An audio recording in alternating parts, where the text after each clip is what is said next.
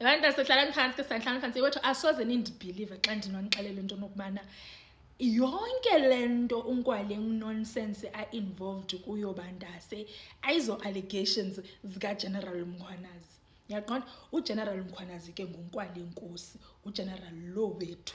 Then kubekho lo uMkhwanazi wesibini ngunkwale nonsense. So funeka ni understand njengoba Julius Mkhwanazi kwale nonsense.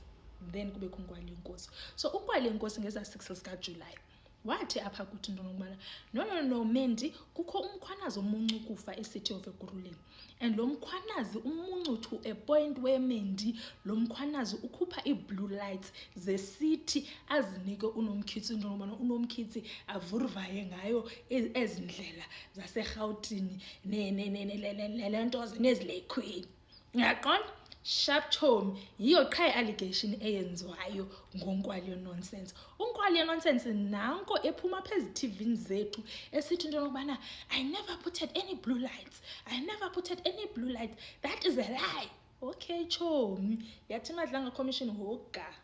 Siyeza kuwe sonqama. Sisebhizi ngosibiya nomchunu kuwe siyeza. And nikhumbule ke abantu ase ku phase 1 Madlanga Commission yayidilishana nabantu abasupporta eza allegations zika Mkhwanazi then phase 2 ke ngoku wadilishana nabantu abarespondayo to those allegations.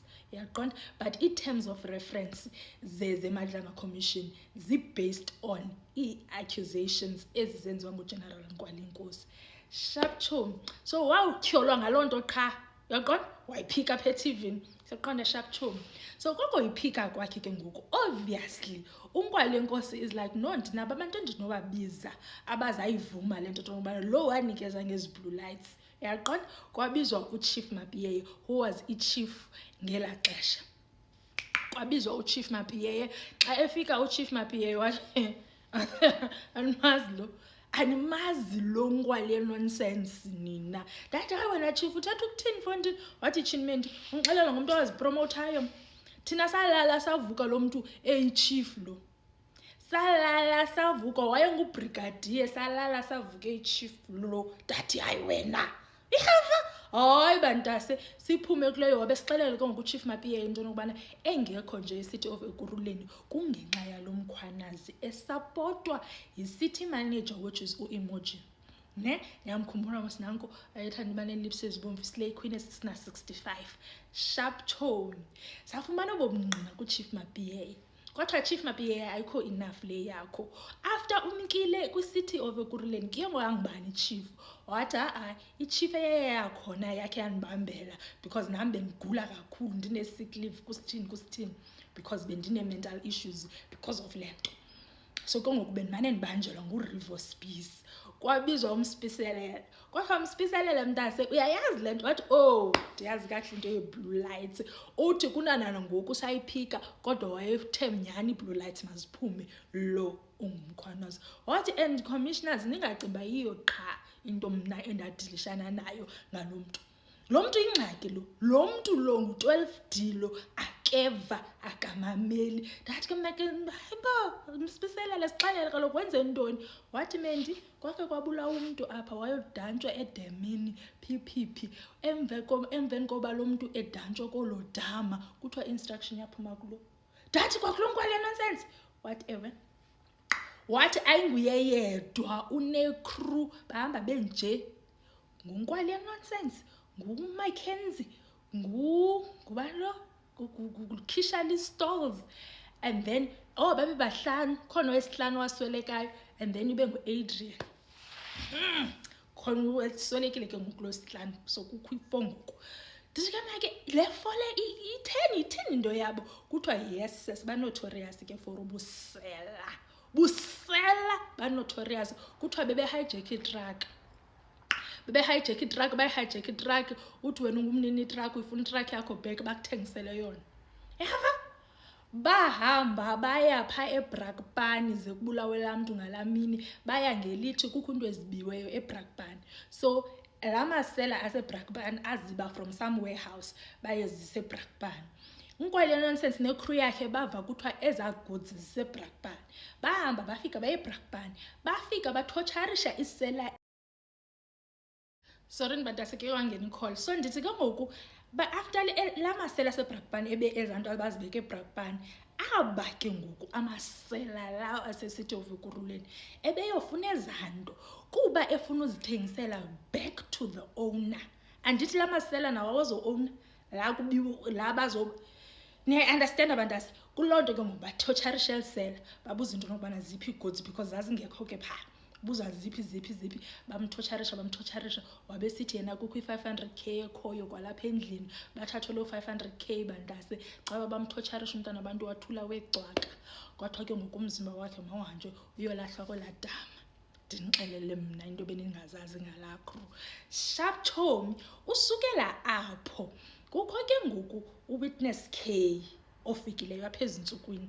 Witness K wafika abantu kuqale kwaya uGeneral, not uGeneral, uqale kwaya uChief Julius Mkhwanazi bamakaphendule ezi zityholo ezi sendizimentionile ke ngoku. Kwathiwa makaphendule ezi zityholo, waziphika bantase wama ngomlenze omnye wathi zange yena.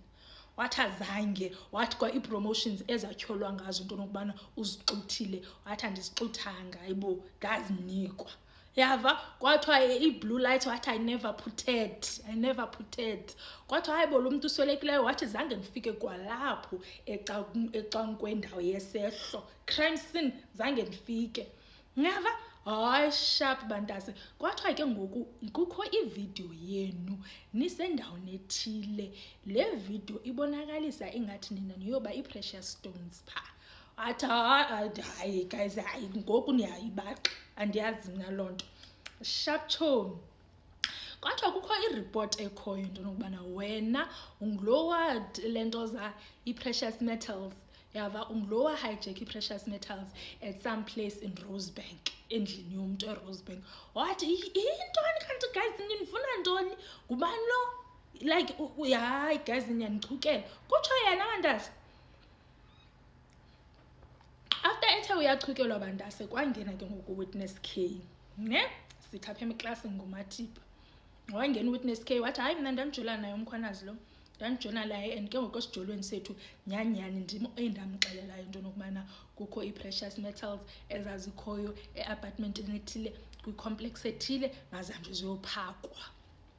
So kwahamba Kisha Stalls, Mackenzie, ATN okanye u-Andy Van Van Merwe na ngufani ntoni kodwa bahamba boyi-3 bayoclaim ezawini. Bayoclaim ezawini bazifumana bazithengisa nge-110,000 bohlulelana bobahlanu bohlulelana kula 110,000. Sharp Chomi, kule weekend ke ngoku siphuma kuyo i-IPT ibachola one by one. Iqale ngolo mntana ngoMackenzie. Qale ngoMackenzie bayiqala bayothatha yena. Kwathiwa kuyadlulwa kwangalaa mini inye. Kwathiwa kuyadlulwa kuyobanjwa u-ATN okanye u-Andy. Ngu-ATN okanye ngu-ATN ikwangu-Andy. Ngaqonda kwathiwa kuyobanjwa yena. Kwafumaniseka uba ujampa amafensi akafumaneki wazinikezela ngecawa. So ke ngoku ithi IPT moya phantsi because sinezinye ezimbini ezihleliyo ezingekaqhaqhwa esizaziqhaqha kule veki sikuyo minti. Ndithi apha entsukwini kuzawubanjwa abanye ababini kuyo yonke le nto yobusa yenzekayo ngalaa mini. Ndinixelele ke mna into beningayazi.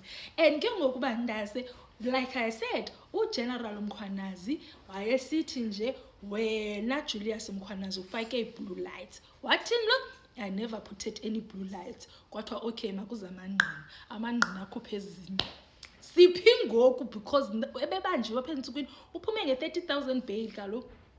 Ebekhe wabanjelwe yobana naku omnye wafumana i-car accident wayelwa ngomnye kwi-interview. Yena wayi-organizer laa nto nobana hayi Chomi ufumene i-accident, hayi sharp hlala wena iye esibhedlele uza kuyela lo interview.